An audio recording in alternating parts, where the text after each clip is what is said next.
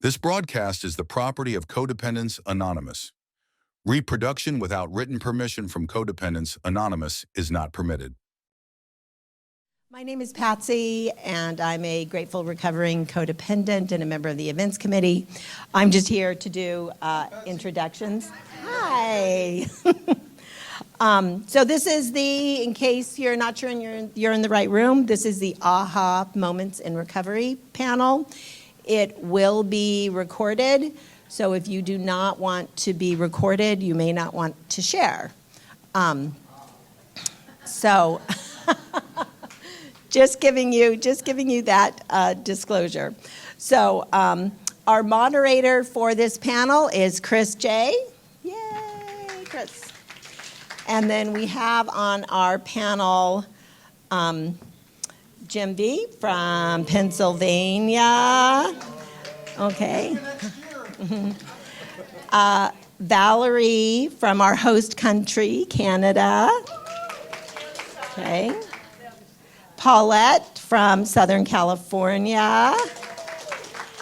And Paula G., also from our host country of Canada. So yay! All right, so we're going to make this brief so we can get to what we are here for. So I'm going to turn it over to Chris J. Just really quick, too hot, too cold, just right? Too cold. Okay, I'll get the air turned down. So, all right, have a great session. Hello, everyone.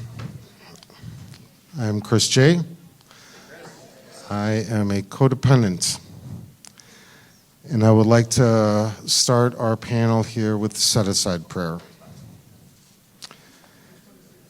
God, please enable us to set aside everything.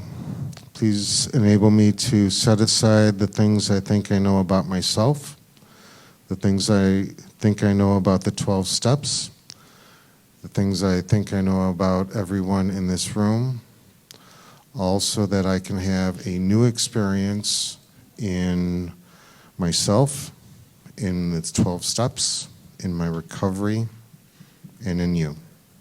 Amen. So I am doing the first thing, something that I've never done before, moderating, which challenges me to not put my will on things that I get to hand over and facilitate a conversation. So our conversation today is about aha moments.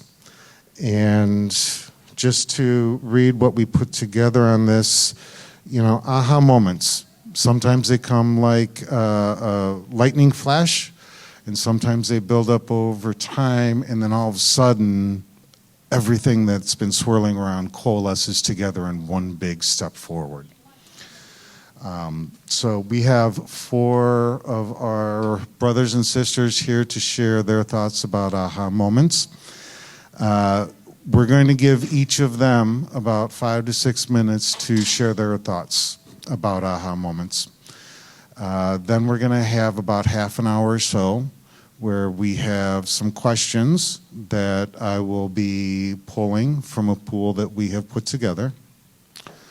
And then our plan at that point is to give about half an hour or so where I will walk around and I'll take questions from you. And then the panelists will share their thoughts if they have any bright inspirations to share with the group. So that's our format coming forward. With that, a few minutes ago, we had a little conversation, and Valerie P. has offered to start us off with her thoughts about the aha moments subject. Thank you. Thank you. Good afternoon, everyone. I'm Valerie. I'm a grateful recovering codependent. Hi, Valerie. Hello. Okay. Very nervous, but here we go. In preparing for this, it occurred to me my aha moments were mostly around control. Letting go of trying to control people, situations, and outcomes for most of my life was the most freeing act and gift I've ever given myself. So maybe like some of you, my home life was my petri dish for my control issues. I was raised in a home with an alcoholic father and generations of codependency, generational codependency. So at a very young age, I quickly learned to people please, to be hyper vigilant of other people's feelings, especially my mom's, and to caretake. All of this taught me to believe and act as though I can control my life and others, of course, always with the best intentions, to make life better. I see now that my control was driven by fear and lack of trust in myself, my circumstances, choices, and my higher power. So as my life continued on, and I got married and raised a family, in my 40s, I lost my husband to cancer. And that was probably, in retrospect, the universe teaching me, you don't have any control over anything. And for a while after that, I was able to kind of lessen my own desire and need for my personal control, very much the mantra of this is God's will. It was a very spiritual time for me, so there was a real act of letting go and accepting because of the deep spiritual experiences I was having, as hard as it was to lose him after 25 years of marriage. But it was like a pause in a way. So I was able a little bit to lessen my own personal need for my personal life and for control. But the shock of my loss kept me in a state of denial and numbness, and that carried on for a while. I still tried to control my adult children, who were 19 and 21 at the time, especially my daughter's life, out of guilt that I recognize now was undeserved, but it was what it was, and fear. And I didn't believe and trust that she could figure out, let alone manage, her own relationships, finances, and living situation. In meeting my second husband, I allowed myself to then be controlled through avoidance of my grief, denial that there wasn't any issues between him and my adult children, and the abdication of my wants and needs to his. I think my first aha moment then was 2 years ago when I realized that none of my relationships were equal and I was on the abyss of losing my very essence and my authentic self. That's when I realized that I had a choice and that only that choice was mine and that only I could save myself. So I left my marriage. And then the biggest aha moment was probably about 9 months into my recovery, when I just had a lightning bolt that helping my daughter, my adult daughter, for most of her life with her finances and advice and acts of service, I was harming her. And that was never my intention. It was always to love her the very best way that I knew how. But I just saw that by what I thought was helping, I was undermining her confidence, I was taking away her autonomy, her ability to trust and know herself and her higher power, and that was the exact opposite of what I was trying to do. So literally, in that moment, in that aha moment, I stopped. Since my aha moments, I now know such a new and profound freedom. I love myself, which allows me to truly love other people. I respect and honor that everyone has a higher power who loves them and guides them, just as mine loves and guides me. I now accept I'm only responsible for my choices, my decisions, my life, no one else's.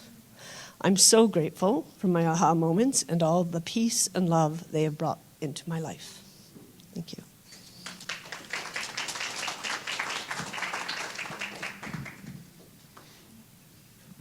Thank you, Valerie. Okay, so Jim V has offered to take our second spot. Please welcome Jim. Hi, I'm a codependent named Jim. I'm going to start my timer here because I qualify for on and on and on anonymous. So I find that most of my aha moments came from the how of the program: honesty, open-mindedness, and willingness. And often through working the application part of a step, I believe there's a learning phase and an application phase, and how I apply that is usually when I get those aha moments. So I want to start with my wife and I separated for the final time, and we, as a control thing, I think, I wanted to go to marital counseling one more time to see if we could possibly make it work. So we go to the counselor, we did 15 minutes each and brought us together. She said, you know, you both need about a year's worth of work before I could even think about doing marital counseling for you. And I'm like, hey, my life's falling apart. What are you doing to me here? So begrudgingly, I went, and I hurt so much at the time, but I went to marital counsel. I got a counselor, of course, no one from that office, but a whole other office. I sat down and she asked me, how are you doing today? Well, I got on a monologue and I started going on. My wife did this, my wife did that. And after about 15 minutes, she said to me, excuse me, Jim, I asked how you were doing. You spent the last 10 minutes trying to convince me your wife is crazy. I remember sitting in that chair going, boo. You know, maybe there is something wrong with me. All this time I thought her being an alcoholic, crazy woman was the problem in our marriage. And I'm thinking, maybe I do have a part. So I think the awareness I had at that moment, and I think kind of awareness is a willingness to be open-minded when taking an honest look at ourselves. So I think I got all the how moments. So it was in 1990, and I got a counselor. She recommended I go to a CoDA meeting. So in 1990, there wasn't a lot of CoDA meetings, so I set out. Since I pretty much qualified for any of them, I found myself in several 12-step groups.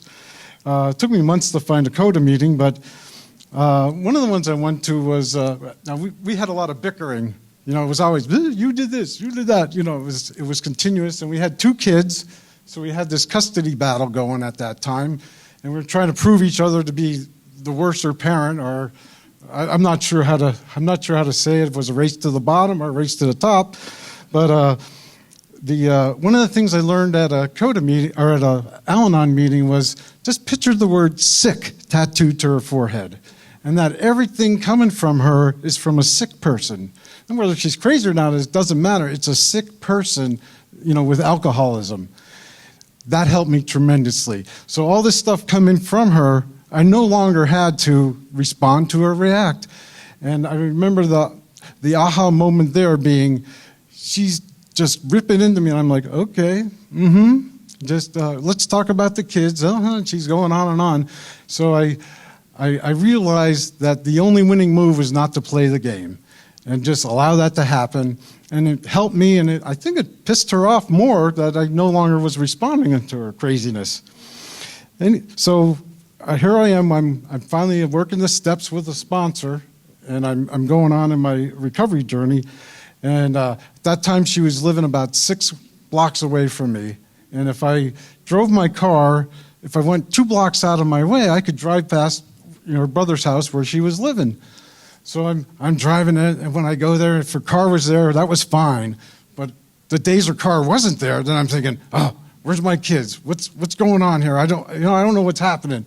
So my whole day was a wreck when I drove by, and so I'm trying to work step 1, and I get to the intersection where I got to make a turn. And I pull the car over, and I just started going with the Serenity Prayer. I think I said it about a dozen times. And I'm looking for some comfort in that. And finally, the aha moment was, I don't have to do this to myself. What am I doing to myself? You know, the aha moment of, this was not insanity that she was bringing towards me. This was the insanity I was causing to myself. So for me, that aha moment was, you know, I don't have to do this. I don't have to cause harm to myself anymore. This was my own personal journey, and I no longer had to do that. So that was a great relief. So I was able to start looking at those kind of issues. it was very difficult. There was so much other control that I had nothing to do. I mean, custody, she had to do her thing, I had to do my thing. But if I didn't have the program, Codependents Anonymous, and trying to get through that situation, I don't know that I would have survived with any hair left. So thanks for letting me share.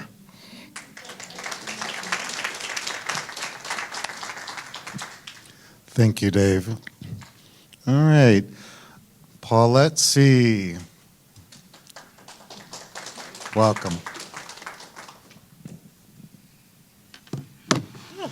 Hi, everybody.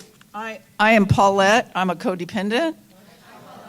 And like a lot of people, I came into codependent recovery because somebody in my life needed it very badly. And I thought because at that time I had 15 or 17 years in another program that I knew what was up. And I remember going to my first meeting and hearing the patterns and characteristics and identifying with them all. And so that was in 2010, and I have been here ever since. I also work my other program still, and I like to say that program saved my life, but CoDA makes it worth living. I have an aha moment that was a flash, that was a lightning bolt, and I also have one that was very slow and gradual over time.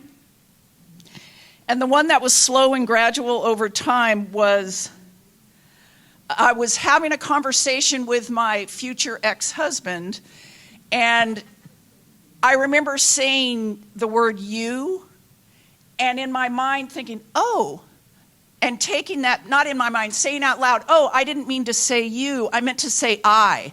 And switching over from you to I was huge for me, because my whole life I was pointing my finger at other people and blaming you for my unhappiness. I was trying to find happiness in a man, and I kept finding these guys from under rocks and kept,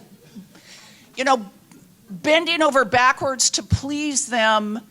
And I kept doing the same stuff over and over and over again, expecting something different to happen, and I was still unhappy, and it was still your fault.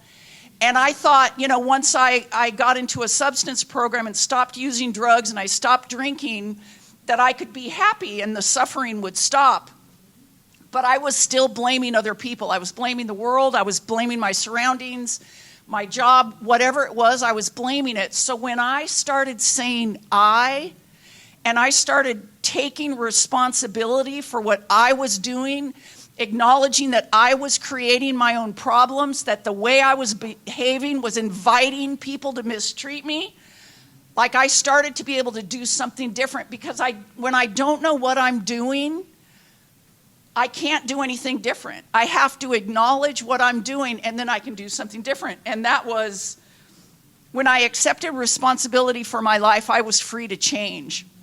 And that was, I don't know how early that was in my recovery in codependence, but it was probably within the first 5-6 years. My lightning bolt experience was, I've worked the steps in many programs. Codependency, I've worked them, I don't even know how many times. I am a step worker. I find my solution in the steps. That's my go-to place. It's sharing, and the steps is where I find solution. And my lightning bolt was when I realized all my crazy dysfunctional behaviors are not because I hate myself.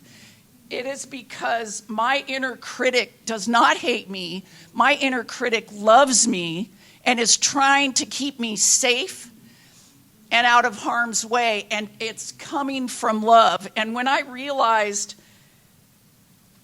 that all that craziness that I was acting out was in pursuit of love and safety, it allowed me to relax a little bit and love myself a little bit more, and just using the word I hate myself not as often.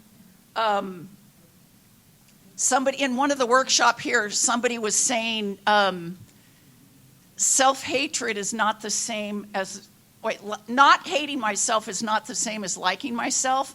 But when I stopped using that language, I was able to get closer to liking myself, that it was a possibility that I could like myself. And I just want to say I'm really freaking nervous right now. And I always tell my sponsees, you know, you can't screw up your own story, and I believe that, but I'm still nervous for some reason, so I'm going to keep talking about it for a second. It's also true that I'm entitled to my interpretation. It's also true I'm entitled to the version of my story I want to tell. It's also true that it doesn't matter what other people think of what I'm saying as long as it's meaningful to me, and I believe that today. I haven't believed that for a lot of my recovery, but I certainly believe it today. And I think that's about all I have. I just want to say I'm Paulette, and I'm grateful to be recovering from codependence. Thank you. Thank you, Paulette. Last but not least, I love the bunny slippers. Hi, Paula. Hi. I'm just going to cozy on into those. Hi, I'm Paula. I'm definitely codependent and definitely extremely nervous. I had things in my mind, and when you're listening to other people, I don't know, it just completely goes out of my mind. I just listen to what they have to say. One thing I do realize that I did identify with a lot what was said, and I didn't try to compare. Although there was this inner voice that was comparing, but I was trying to control it. Anyway, I need to trust. So that's one of the reasons I am up here, is learning how to trust in my higher power. Because I like to be in control too. I like to be in control of how other people see me. And I used to want to be in control of my family a lot. And I wanted to have this perfect family. I wanted to have the sitcom family, you know, the ones that would get along, they'd make fight a bit, but then in the end they were laughing and hugging each other and having a really good time. And I just did not have that. And when I say my family, I mean my immediate family, my husband, my two children, and myself. And it was a difficult time in our marriage. My husband is my second marriage, and he had to come in with me and my 5-year-old daughter at the time. And it was a real awakening for him to come into a relationship with a child that we soon found out had ADHD, and she was very, very hyperactive. So for well over 25 years before I got into CoDA, I did my best to try and control the way our family was, the dynamics within the home, the relationships between myself and my daughter, my husband, and in particular their relationship. And it was a difficult relationship, and there was a lot of emotions that would go around, and it would be very explosive in our home. And we tried everything, and I dragged my husband to counseling. I dragged him to parenting courses. We did all sorts of things, and it just nothing ever seemed to work. And I kept trying my best. I would lecture my husband no end. Anytime there was a disruption, I would say, well, you know, you could have handled it this way, that way. And somehow we stuck it together. And I'm going to say that my aha moment was one that was pretty big, and it was when I was definitely at my bottom, the very bottom. And we had a family event. By this time, my daughter's 30. She has 2 kids, single mom. And we had this family event, barbecue with extended family, and there was a blow up. And again, I'm mad, I'm upset, and everyone clears out and leaves, and I sit down to do the usual. I'm going to lecture him and tell him what he did wrong, and tell him how he could do it better next time. And it was that moment that I sat down, and And it struck me. It was pretty loud and clear in my head. What the heck are you doing? You're the one that needs to do something about this. Why are you trying to change these people? It's not going to work. And I said that. I think I'm the problem. I think I'm the one that needs to do the work. And that's what happened. I found CoDA. And the funny thing is that I had been doing a lot of reading, a lot of searching, trying to figure out how to stop worrying because I was an excessive worrier. And codependency came up. And that's when I decided that I'm going to find out a little bit more about that, and that's what got me into the CoDA program.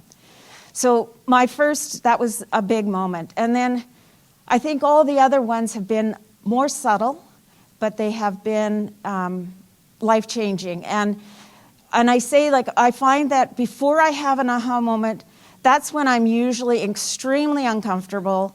Things are not working out for me. I'm in my head. And then all of a sudden, I'll do some writing or journaling, or I'll talk to my sponsor. And that's when the clarity comes.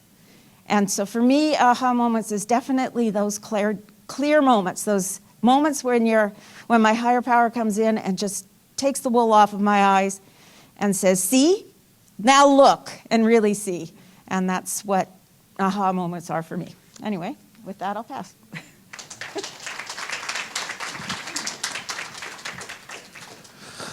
Thank you so much. So I heard two people say they were really nervous, and while I might be calm at the voice and the microphone, I have my own nerves. So how about we all just take a deep breath, hold it, and let it out. I want to say thank you. Your shares touched me, and I jotted a couple notes down myself. I love that one. I actually jotted it down. The other program saved my life. CoDA makes it worth living. I think that's a fantastic affirmation there. Okay, so I am going to reset that. Let's move on to the next part of our schedule here, where some of the questions that we had talked about, we'll go through.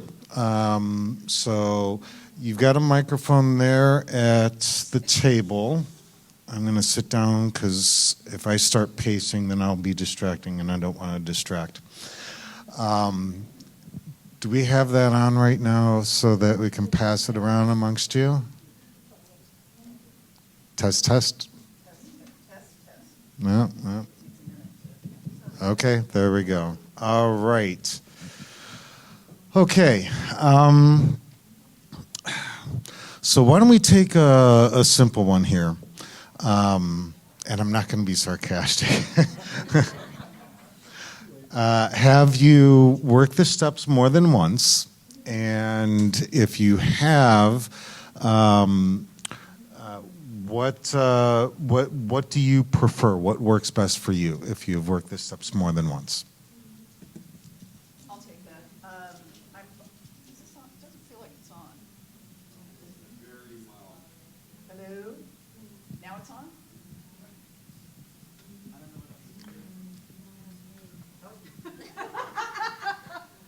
what anybody got any ideas? Speak up.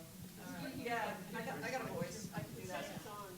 So the thing about working the steps, I'm Paulette, I'm codependent, and like I shared up there, I've worked the steps in so many different programs, and it's always how I find my solution, by sharing honestly about what's going on inside of me.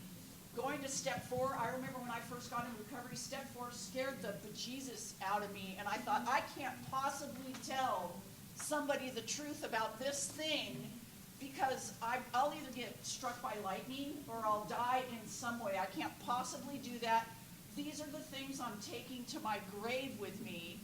And then it turns out having a sponsor who is a really good listener, and who also, when I tell something that is particularly difficult for me, she one-ups me and says, I did something very similar to that. I did this. And I'm like, That was worse. And she didn't get struck by lightning, and she doesn't appear to hate me or herself, and that gave me permission. I can talk about these things that hurt me without being hurt more. I thought if I did that, it would hurt me more, and it turns out it's the opposite of that. Actually, not until I got good at it. Like, I was so ashamed of my behavior that it hurt at first to say it, but with practice, like everything, I got better at it, and I can talk about pretty much anything now, which I'm super grateful for. I've done the steps as a step group because I can give you it would be a very long time to find a sponsor. And that was really cool to do it with the group. I really like that. And now I have a sponsor, and I'm halfway through making a sponsor. Yeah, hi, I'm Jim, I'm Codependent. Hi, Jim. I think I've gone through them like 7, 8 times. I kind of lost count. The first time I did it was with a traditional sponsor, one-on-one. Took about 2 years to get through that one. The other times were with step study groups, which I highly recommend. It's easy enough. Come to your group and say, want to start a step study group? We're going to meet an hour before the meeting. And it's amazing how many people will follow you, because I think this is really needed and really desirable in the meetings. So, you know, we spent 45 minutes in that group and had a hard stop 15 minutes before so things don't mess up the real group, the real 12-step group, and that has been the formula for me. Thank you. Yeah, I'm going to switch microphones here. This one, I think, looks a little better. Hi, I'm Paula. I definitely have worked through the steps as far as I did my official, like, working through the steps with my sponsor. But I find that I work through the steps almost on a daily basis in a way that I'm often reminded of a step. Like, something will happen during the day, something will come about, and I'm right away, I'm back at step 1, or I've got to remember my step 3 prayer, and that's something I'm doing daily kind of thing. And working the step 10, 11, 12, I find that for me, working the steps is more about bringing them into my life and trying to use them constantly as a tool. Then, of course, as a sponsor, I am totally blessed in that I get to work through the steps with sponsees, and that's where I get the most inspiration, because I can hear what they're going through. I hear their moments, and that just brings so much more enlightenment to myself and enrichment in my recovery. Why don't you keep the microphone, and then as another question comes up, the last one gets to start first. Okay. Okay, Chris. So talking about the steps, how much time did it take you to complete your first 4th step?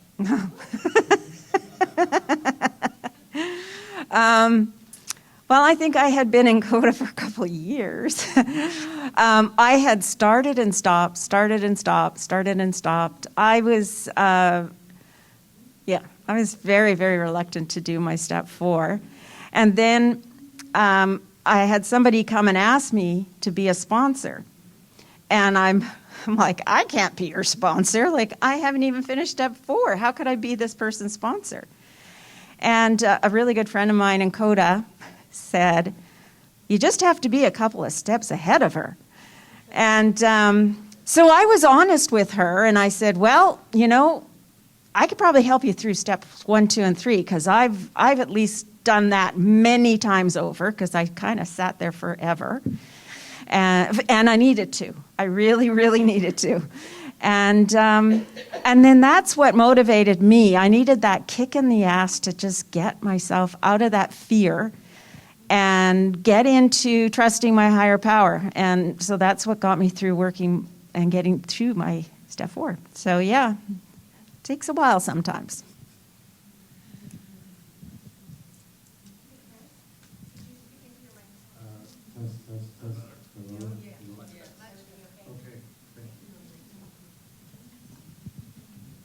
Hi, I'm Paulette. I'm codependent. My first fourth step, I did what is called the 1, 2, 3 recovery waltz. So I would work step 1, 2, and 3, and then I would switch sponsors because I did not want to tell you all that stuff. I didn't want to say it out loud. I didn't want to have anything to do with it. So I went through 4 sponsors my first year until I found that person who also gave me examples of unskillful behavior, and then I didn't feel so alone and so flawed and defective. Do I have to say I'm Valerie? I'm a recovering codependent every time? I do? Okay, I'm Valerie. I'm a grateful recovering codependent. Hi, Valerie. Yeah, you guys don't have to keep saying hi, Valerie. I might be a little bit strange here, but I was excited about my step 4. Yeah, took me about a month, but I was very methodical because that's just kind of the way I am.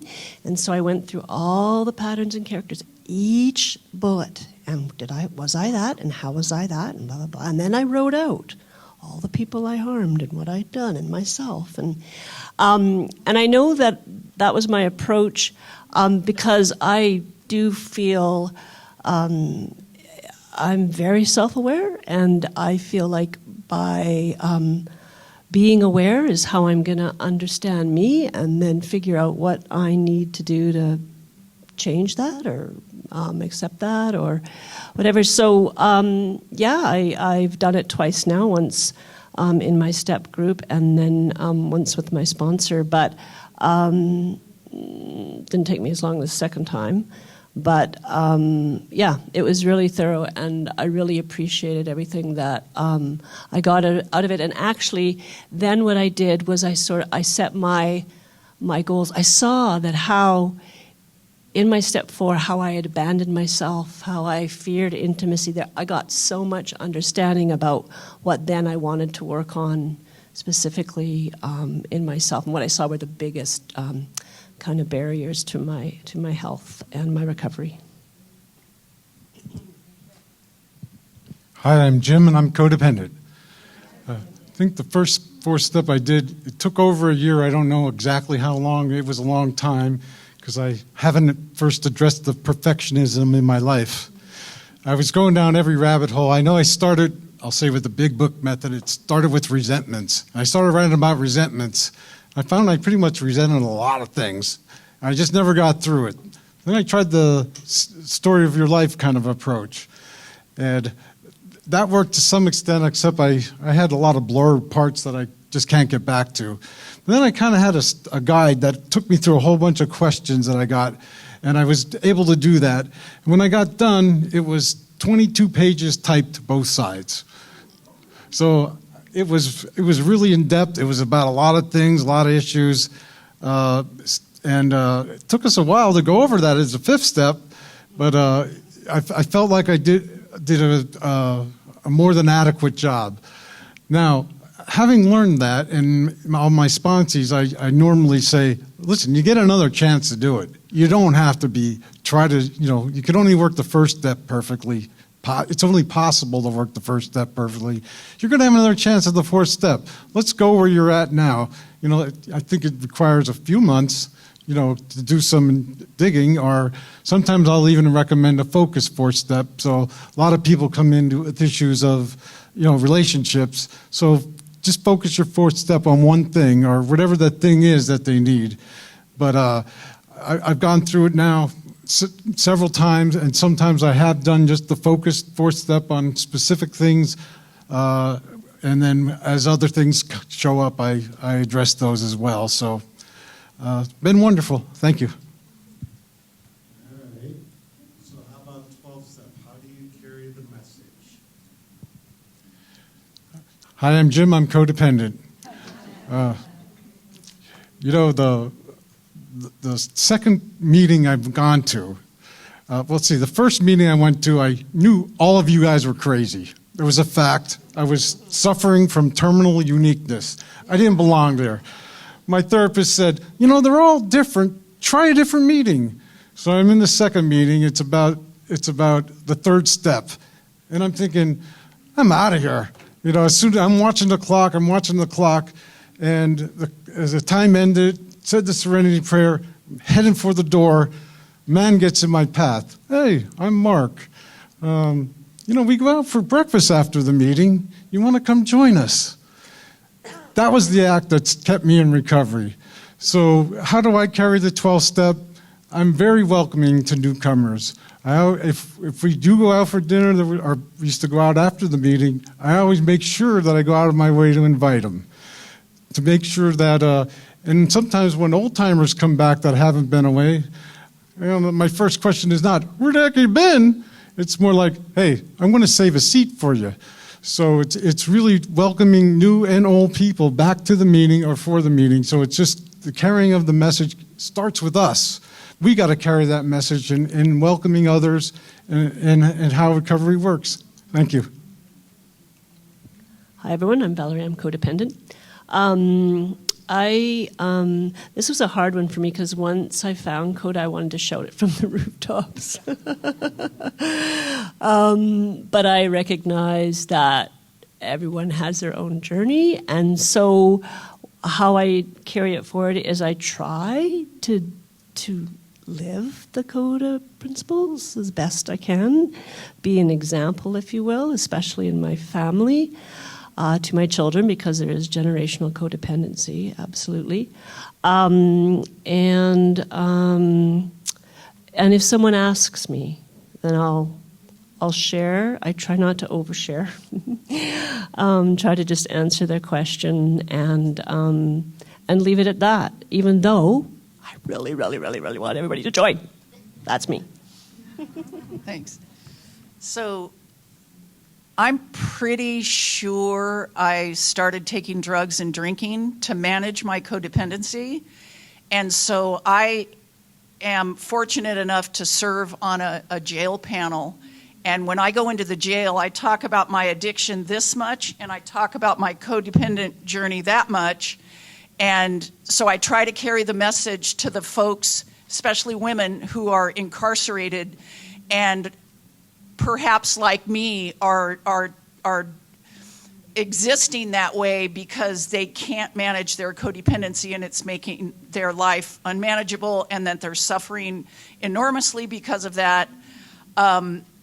Like a couple of of the folks have said, I try to be a good example because it's attraction, not promotion. And I try to make the newcomers feel welcome. I always invite them to fellowship afterwards. But mostly it's be a good example, and so people are attracted to the program. Hi, I'm Paula, codependent. I'm going to just say ditto because really I was definitely one that wanted to shout it from the rooftops. And I had to be careful because, like I said before, I was kind of controlling. So I know I tried really hard to not really promote it, especially with my partner. And so, yeah, carrying the message for me now has changed because I've been in recovery for a while. So I find I'm a little more tame, and I just try and live the principles in my life. I also really love, our group will do a separate newcomer meeting, and I think that's so important. I learned from somebody else in the program that the newcomer is the most important person in the room. And that's kind of, and I love being able to be in the room with the newcomers. So anyway, with that, I'll pass. Oh. Thank you. So let's do an easy one here. What is your favorite positive affirmation? Okay. I had to write it down because I thought I'm going to be nervous. I'm going to forget it. But the most important affirmation for me, and that I'm not sure if it's a positive one, but it's definitely the most important, the one that really helped me immensely. I actually had it posted on my mirror, like in my bedroom mirror, so that I would read it every day. And it is, serenity approaches in the arms of acceptance. And acceptance for me was everything I had. I had to accept everything. And so I can say that definitely has come true for me. So that would be my favorite one. I got it from the Newcomer's Handbook, if anyone's wondering. My favorite positive affirmation is that I am perfect, whole, and complete just as I am. And one of the, I suppose it's an affirmation, but it's some self-talk that I do that, and I say to myself, I love you, I'm listening. Mine is I'm loving, lovable, and loved. Hi, I'm Jim. I'm codependent. I came into the recovery with a lot of negativity, and the first thing my sponsor had me work on was my PMA, positive mental attitude. That's progressed throughout my recovery. So in the morning I take walks, and my affirmation to myself is, I'm the luckiest person in the world. Might have to come back and write down some of those. I like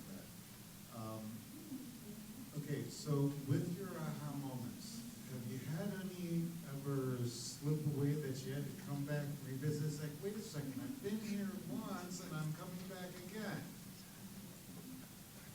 I'm going to pass for now.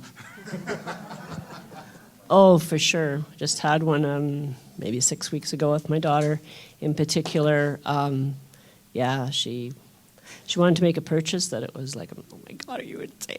And I started on my piece and was like, whoa, stop the bus. And I apologized. I made amends right there. And I said, this is your business, your choice, and I wish you luck. Yeah, somebody had already shared that recovery is not a linear process. It's a couple steps forward, sometimes some step back.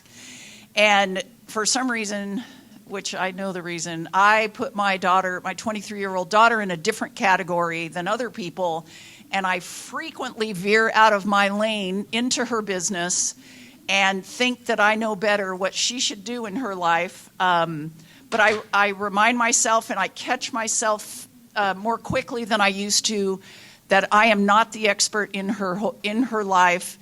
And if I deprive her of that struggle, she's not going to learn how to live her life. So, I'm Paula, and I definitely needed to hear what you just said because I definitely had a major one last week, a week ago, and again, sticking my nose where it didn't belong, and it involved my older daughter, and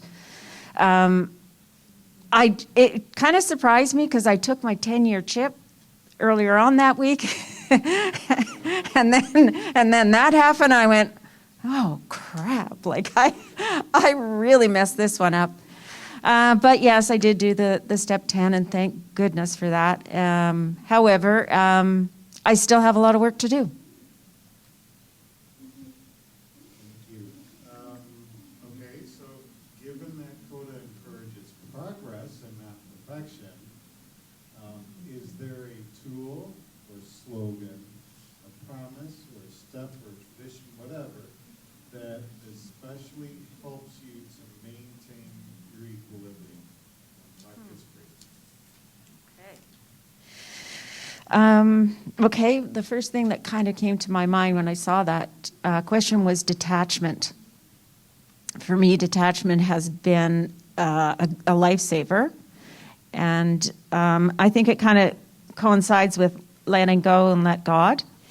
And so I was reminded, I think about, one of the things I think about with this detachment, and it's detachment and love, right? You pull back. But I remember the kid saying of, I am rubber, you're glue, whatever you say bounces off of me and back to you and then sticks.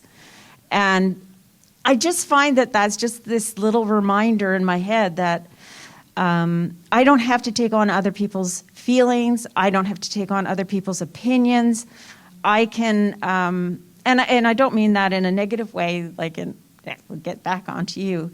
I think that that's that separation. And that's the one thing I learned, and I had my sponsor shared this with me many, many times, you know, I know where I end and the other person begins. So detachment for me is pivotal in my program.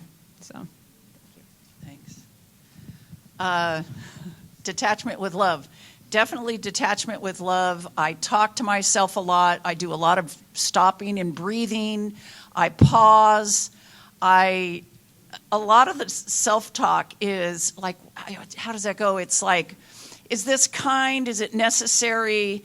Is it, and there's a couple of other ones that I can't remember right now, but there's 5 of them, and I ask myself that, do I need to say this? Is this my business? There's a lot of internal dialogue that goes into me before I choose to participate in something.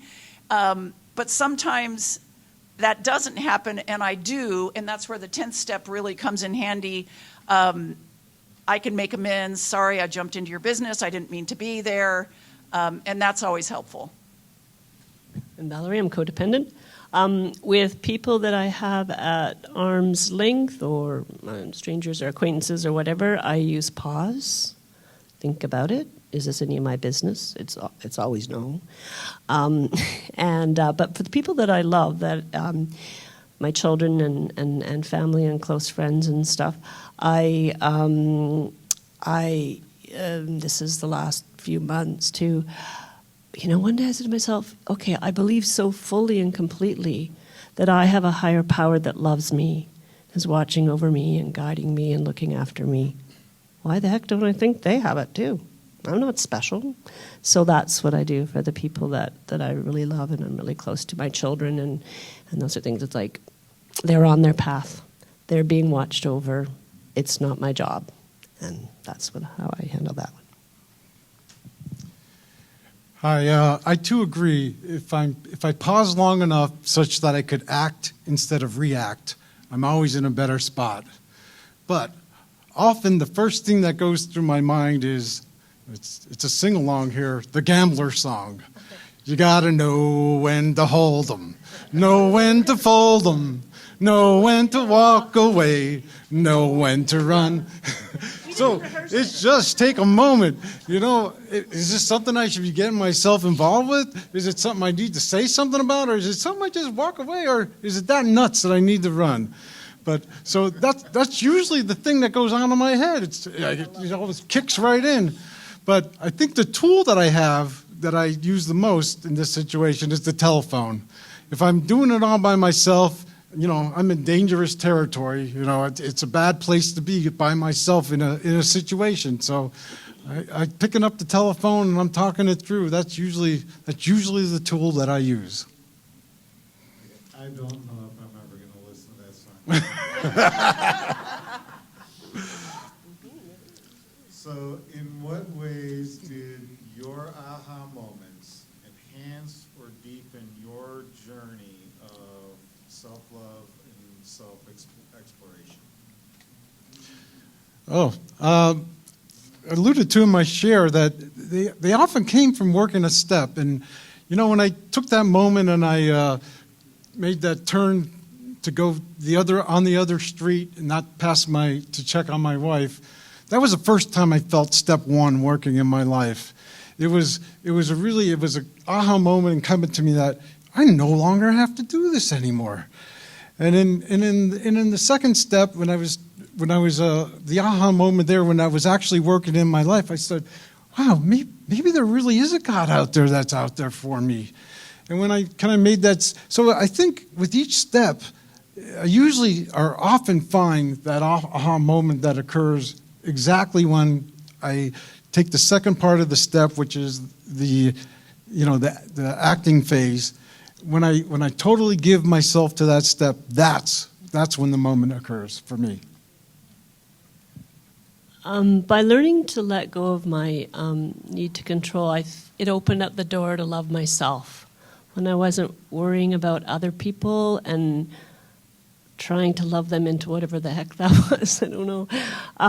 It allowed me to focus on me and to start to look at what I needed and what I wanted and what was important and my values, something that I had ignored, even lost touch of how to know what that is. And I feel like there was, it helped me to start my journey and to focus on myself and taking my focus off of other people. I think the greatest gift that recovery gave me was awareness. And then along with that, being aware of my unskillful behavior and feeling it in my body, because for most of my life I ignored the signs that my body was giving me. My stomach's rolling, my throat's tight, something like that. I'm really nervous or something. I always ignored that. And so paying attention to what my body is telling me, and so I can internalize the awareness that I'm experiencing.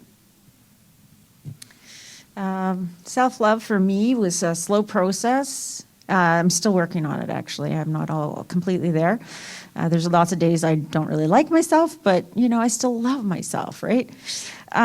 So I can't pinpoint a single moment, but I think step 5 had definitely a significant, it was a significant starting point.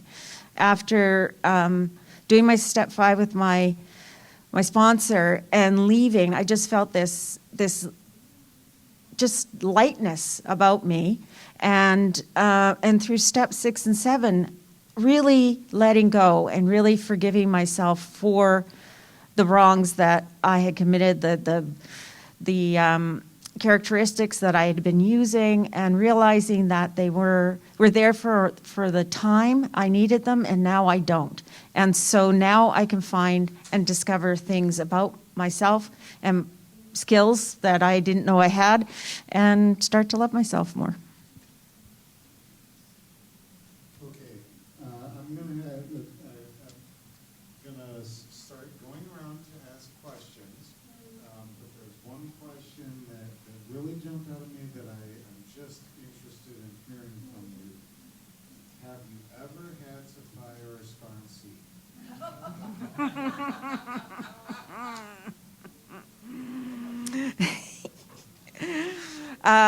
Hi, Paula, codependent again. I haven't, but I've had the opposite. And not so much that I've had sponsees fire me. I've had a couple sponsees like just politely said they don't want to be in the program anymore, and others that just stop showing up and stop calling and so on. So I'm grateful I haven't had to make that boundary or put that boundary in yet, because I think that would be a really difficult one to do. But anyway, I'll pass. Not in this program, I haven't. The other in other programs, in substance programs, it's very obvious when somebody has relapsed. In this program, not so much. And that wouldn't be a reason. So I have to say no, I haven't. Mine's the same as yours, that people usually just stop showing up, stop calling me, stop coming to the meetings, and all that stuff. I've not been a sponsor, but early days, it was suggested in my group, there were 2 of us just starting out, so we co-sponsored, and that didn't work very well for me because I wasn't far enough into recovery. I really felt myself slipping into my whole kind of wanting to fix her life, and I'm embarrassed to say I'll forgive myself, but I don't want to say I quit calling and stuff like that, but yeah, we just let it slip away and never kind of addressed it in a very honest, direct way. But I knew I was like way in over my head. I felt like all the reasons I'd went into CoDA, I was like, oh my gosh, so that's the closest thing that I got to. I was firing a sponsee. I've sponsored probably 20 plus people in my life. I had to fire people twice. The first time, after several months, it was clear this person had some drug addictions that were just preventing them from progressing in the program. And I said, I can't help you any longer. I think you need to go take a look at these things first. The second time was more that the person just kind of refused to work the steps. I mean, they were kind of using me as a therapist, and we're not therapists. So, it's that took me about 6 months to get to that point, because I'm encouraging step work, step work, step work. You can only say it so many times, and it's right away when they call up and they're not interested in talking step work. So I had to detach from that person as well. All right, thank you so much. So at this point, I hope people have some questions. My thought is that, sometimes there's a question or sometimes you want to share an aha moment of your own that you'd be open to sharing with the rest of the room. So I will walk around. I have the one microphone, and if you have a question or an aha moment, let's see how this plays out. We'll do one or the other, and just try to keep it open to encourage everyone to share if they would like. Okay, we have our first. Hello, everybody. Can you hear me okay? No. This way, Jango, closer. Okay. My name's Carol. I am working through my characteristics and traits of codependency because I refuse to label myself in this little box. An aha moment for me in one of the non-CoDA workshops that I've taken was learning the expression healthy selfishness. In my family of origin, I was considered selfish. God forbid if I wanted or needed something. But a sibling, it was okay for the sibling to get what she wanted and needed, but I always felt at odds, like if I spoke up or if I said anything, so I learned to close myself off and in effect abandon myself. But learning the phrase healthy selfishness at this workshop has been helpful to me because I've learned that my feelings connect me to my wants, needs, and desires, and that my WNDs are valid and equal to others, and I am willing to hear what the wants and needs of others are. They're willing to hear mine, and let's find a way to meet in the middle. And with that, I find that it's been helpful to me to keep things balanced, and then that leads to boundary work and boundary system as savior for me as well. With that, I'll pass. Thanks. What's a WND? WND are my wants, needs, and desires, and distinguishing between them, but how important they are. Thank you. Did any of you wanted to respond to what she had to say, other than asking for clarity of WND, wants, needs, desires? All right, fair enough. Keeping my watch or my clock with me here so we don't run over time. And from what I see, we definitely need to be one with the microphone, so I will remind you to keep it close to your mouth. Okay, so I see a hand over there, and actually I saw her hand first, so I will come back to you next.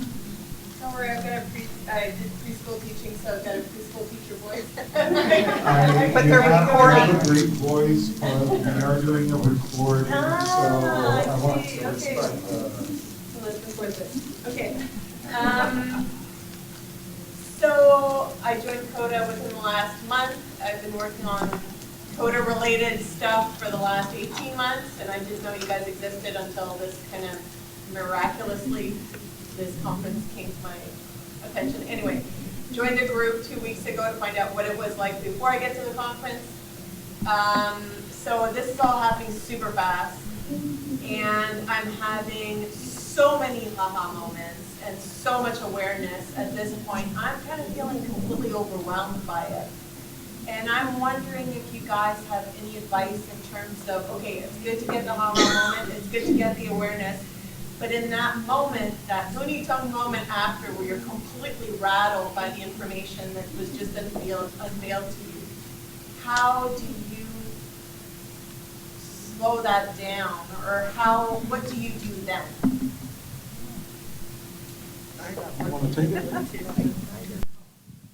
Hello, it's Paula. The first thing that came to my mind was something my sponsor would say to me, just breathe, Paula, just breathe. Yeah, I would definitely, breathing is good, but I would take gentleness breaks. I would practice patience. This is not something to be rushed. And it's a kindness to be gentle with yourself and take it slowly. It's changing lifelong habits.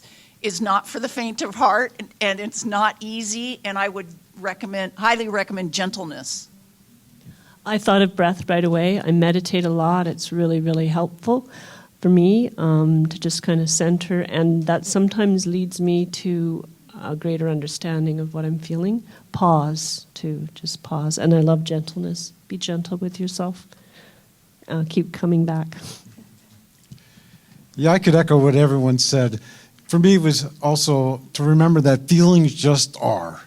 You know, that we all have them. We may not have been able to handle them or process them properly before, but that's why we're here. Keep coming back. Codependent. Hi, Dan. Part of my answer to the last person is take a nap.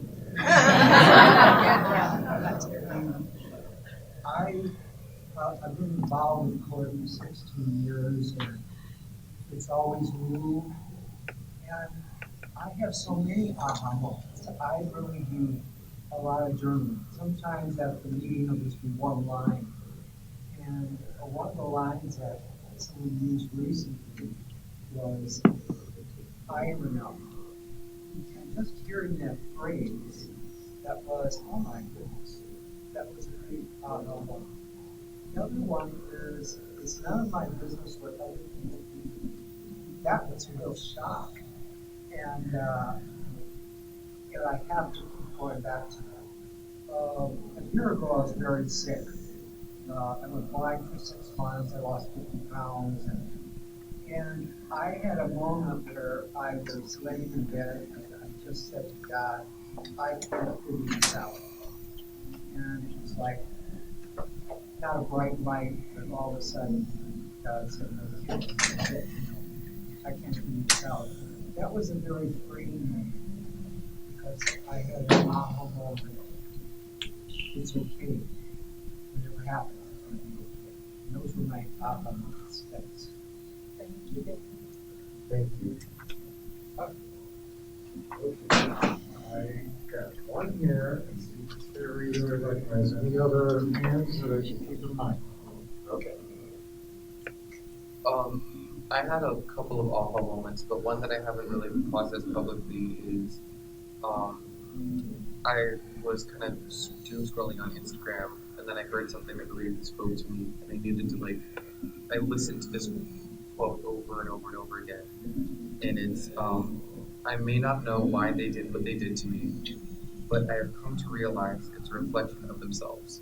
I no longer question what I did to deserve it. I wonder what was ever broken enough in them to justify it, and I'm glad I will never understand.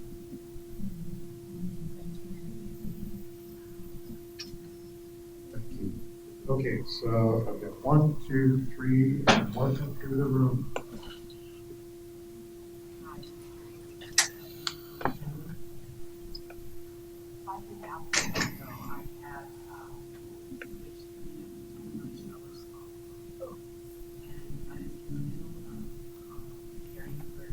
Can't hear you. Sorry.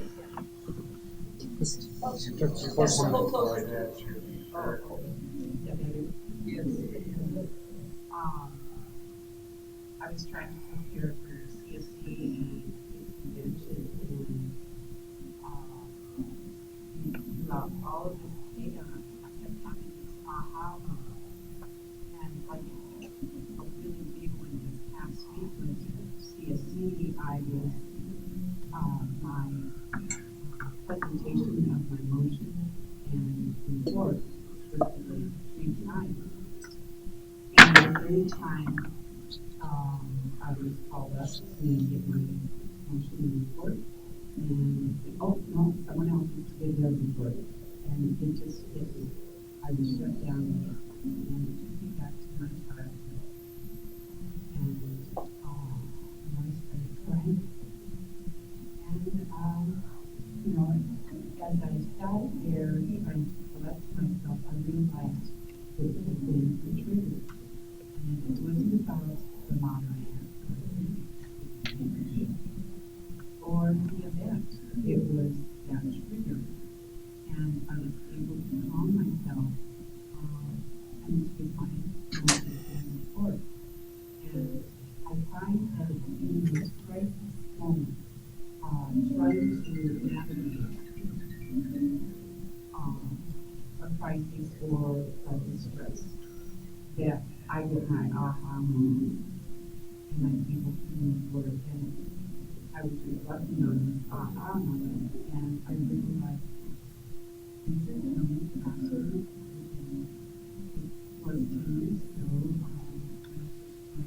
CoDA. And I'm so grateful for CoDA. It's brought so much serenity to my life. Thank you, Sarah. Yep. Thank you. Sarah, codependent. Hi, Sarah. I've had so many aha moments, I don't know where to start. Some of them come from my sponsor and the speakers at conventions, and just from my higher power and from CoDA literature. So I actually have a little request or an invitation that if anybody's willing to write about their ahas, and send it to literature@coda.com, or coda.org, sorry. We are trying to put together a new reflection meditation booklet, like in this moment, but especially based on CoDA literature, to write about aha moments that you've had, your own experience, strength, and hope that you've gotten from CoDA. So thanks for listening. Thanks for sharing. Hi, somebody is making a request to share. I love that. I love that. Thank you. I'm Pasha. Hi, Hi, Pasha. Pasha. Thank you. Yeah, I had an aha moment around denial. I used to think of denial as sort of an active process of being a liar. That I had a sort of got under my skin until I realized it's just really a lack of awareness that I'm doing these things. I'm not necessarily actively denying that I'm doing these behaviors.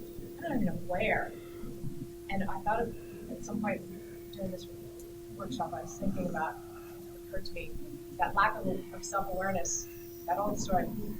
If you don't remember the weird roommate from college, you were the weird roommate from college. Yeah, that whole, if you're pointing your finger, you've got 3 fingers pointing back at me, yeah. Denial is a fog that I'm coming out of. Thank you. Thank you. Oh, yeah, I think it's a sexual one. I have a question for the panel. There's a lot of components of recovery, and I'm just curious what you think, like which parts are the backbone of your recovery? Like your top 3 non-negotiables, you're not setting them down, that help you work a strong recovery program.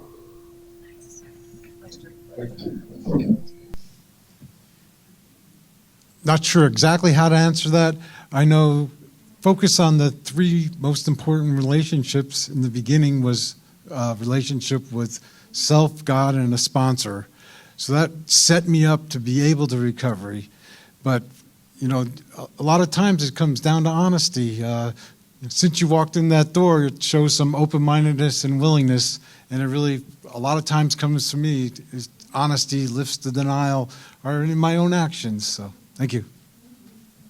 I know my first 2 are meetings and my sponsor, working with my sponsor. And I'd say my 3rd is trusting my higher power. I would say it's fellowship, honesty, and awareness. For me, it's connecting with my higher power, working the traditions, and I can't think of a 3rd one. Oh, being of service is doing this. Do we have any other questions? I'll actually go back because there was one that I wanted to get to here.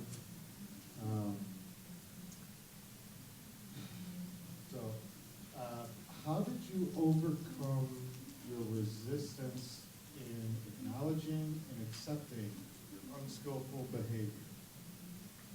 That is another question that I'm very interested that I walked away from. Okay, so we've got our bad behaviors. How did you overcome the resistance? Admitting to yourself that you had it, and then admitting that you had to work on it. I think working with a sponsor and being able to really use that relationship as sort of my practice relationship, and being able to be honest in that relationship and really listening to her and her advice. What was the question again? Becoming aware of your bad traits and then accepting you had to work on it. Oh, okay. Well, I think really coming and looking at that list to begin with and ticking all of them off. And then that was very overwhelming.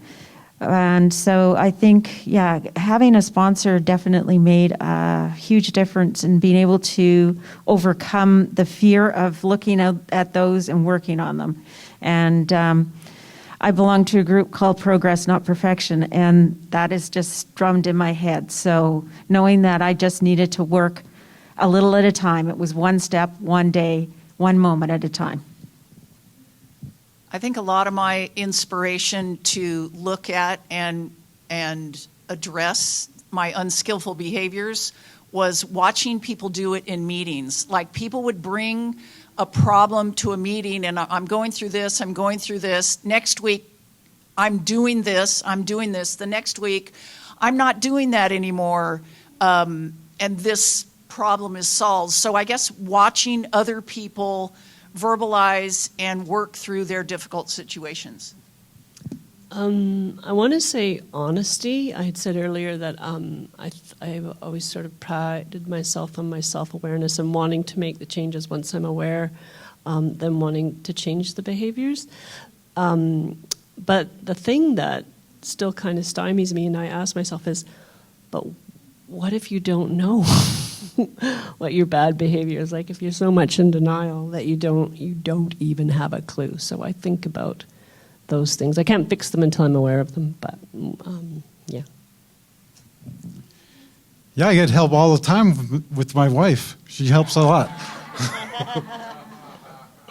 So, you know, I had my very first sponsor called me on my stuff all the time. So that was, and he did it in such a gentle way that sometimes I didn't even know he was doing it. You know, he just pointed me in that direction. I figured it out.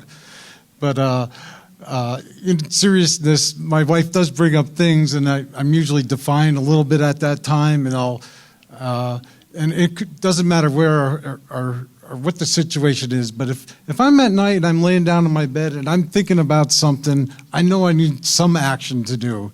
So I often reflect on my day as I'm going to bed, just trying to get relaxed and just start thinking about my day. So it's kind of like a 10-step, just thinking about what went on that day and if I need to make any changes in that. So that would be my answer.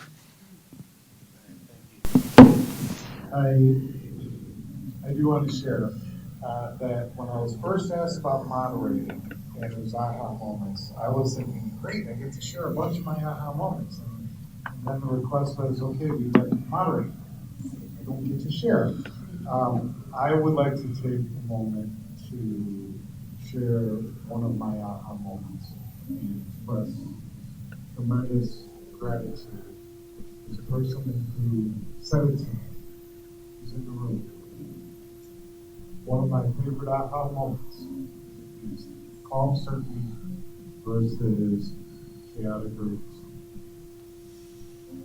I heard that at my second CoDA conference. It stuck with me through thick and thin for many years and many struggles. Thank you, Richard, for sharing that.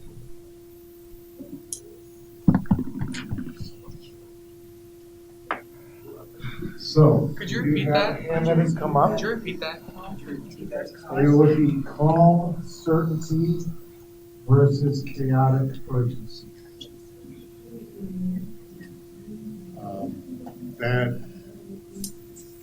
Because sometimes that's all I see. That's all I recognize is the chaotic urgency. But once I recognize the chaotic urgency, I've already hit the pause button, where I can reach for the certainty. And CoDA has given me the tools to get there. So I'll kind of leave it up to you. We have another hand that has come up, so let me pass this off.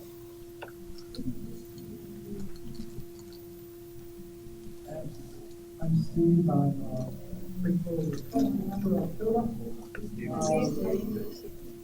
And being here, everybody, all the time.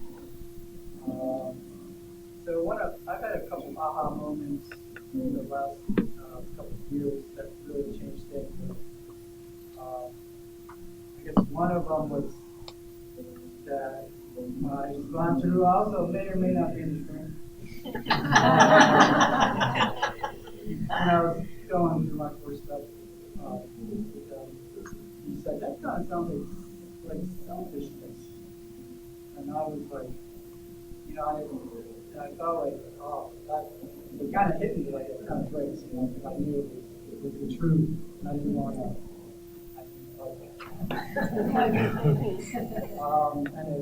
I didn't react or say, how dare you say that to me, telling me I'm selfish. But I just kind of, I just felt it, and then I had to think about it for like 2 weeks after, kind of sit in and it was a big thing. I just didn't realize that it was selfish, or self-centered, but knowing that and accepting it and working on it helped me immensely, because then once I learned not everything was about me, I could stop being so defensive and so reactive, because not everything is about me, and I don't have to react if somebody says something or does something around me. I just let them do what they do, and I don't have to justify myself or defend myself. The major stuff really helps my relationship and my marriage. Thank you. So we are getting towards the end of our time here, and I think a good way to wrap it up is to give the members of the panel a chance to give their final thoughts on the last hour and a half.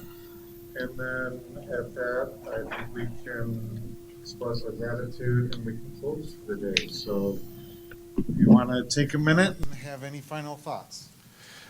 I just have a lot of gratitude for being up there and being invited. I heard a lot of things that I could use in the future. And I appreciate all of you. Thank you. Yeah, I don't know how I got here. I've been in recovery. It'll be 2 years next week, and so appreciated CoDA and my journey that I wanted to give back. I thought maybe I'd do a reading. I thought maybe I don't know, like read the promises or something. And then I talked to a person who remained nameless because she's in the room, and here I am on a panel and did a meditation. So, but I've been very grateful. It's been a wonderful experience. My higher power, I think, led me here, and I don't have any regrets. Just a lot of gratitude. Thank you. So I think my biggest takeaway and my most gratitude for the lessons learned in CoDA is that I've mostly stopped expecting people to be different than they are, and being disappointed when people aren't doing something that they're not capable of doing. I would like to just again say how much I am grateful that I was able to have this opportunity to come up here. I was reluctant, and it's hard to stand in front of people. Like, this was one of my biggest fears growing up. So I'm just grateful to have that opportunity, and I'm thank you to everybody that came here today.